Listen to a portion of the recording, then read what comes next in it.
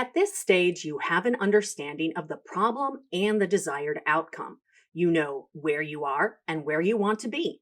You also have a well defined metric. You know what will be measured and how it will be measured. The next step is for you to identify the data you need for your use case. The process of identifying data begins by determining the information you want to collect. In this step, you make decisions regarding the specific information you need and the possible sources for this data. Your goals determine the answers to these questions. Let's take the example of a product company that wants to create targeted marketing campaigns based on the age group that buys their products the most.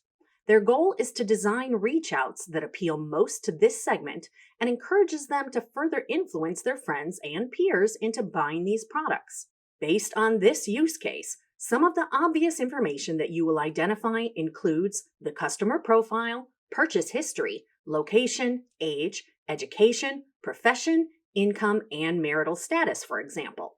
To ensure you gain even greater insights into this segment, you may also decide to collect the customer complaint data for this segment to understand the kind of issues they face, because this could discourage them from recommending your products. To know how satisfied they were with the resolution of their issues, you could collect the ratings from their customer service surveys. Taking this step forward, you may want to understand how these customers talk about your products on social media and how many of their connections engage with them in these discussions. For example, the likes, shares, and comments their posts receive.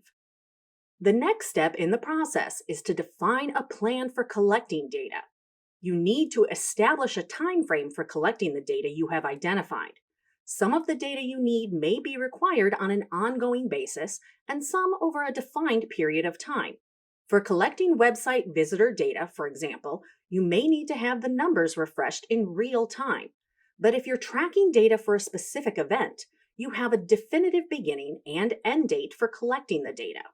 In this step, you can also define how much data would be sufficient for you to reach a credible analysis. Is the volume defined by the segment, for example, all customers within the age range of 21 to 30 years, or a data set of 100,000 customers within the age range of 21 to 30? You can also use this step to define the dependencies, risks, mitigation plan, and several other factors that are relevant to your initiative. The purpose of the plan should be to establish the clarity you need for execution. The third step in the process is for you to determine your data collection methods. In this step, you will identify the methods for collecting the data you need. You will define how you will collect the data from your data sources you have identified, such as internal systems, social media sites, or third-party data providers. Your methods will depend on the type of data, the time frame over which you need the data, and the volume of data. Once your plan and data collection methods are finalized, you can implement your data collection strategy and start collecting data. You will be making updates to your plan as you go along because conditions evolve as you implement the plan on the ground. The data you identify, the source of that data, and the practices you employ for gathering the data have implications for quality, security, and privacy. None of these are one-time considerations, but are relevant through the life cycle of the data analysis process. Working with data from disparate sources without considering how it measures against the quality metric can lead to failure.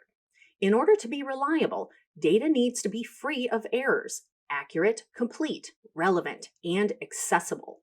You need to define the quality traits, the metric, and the checkpoints in order to ensure that your analysis is going to be based on quality data.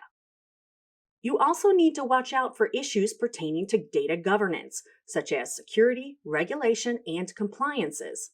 Data governance policies and procedures relate to the usability, integrity, and availability of data. Penalties for non-compliance can run into millions of dollars and can hurt the credibility of not just your findings, but also your organization. Another important consideration is data privacy. Data you collect needs to check the boxes for confidentiality, license for use, and compliance to mandated regulations. Checks, validations, and an auditable trail needs to be planned. Loss of trust in the data used for analysis can compromise the process, result in suspect findings, and invite penalties. Identifying the right data is a very important step of the data analysis process. Done right, it will ensure that you are able to look at a problem from multiple perspectives and your findings are credible and reliable.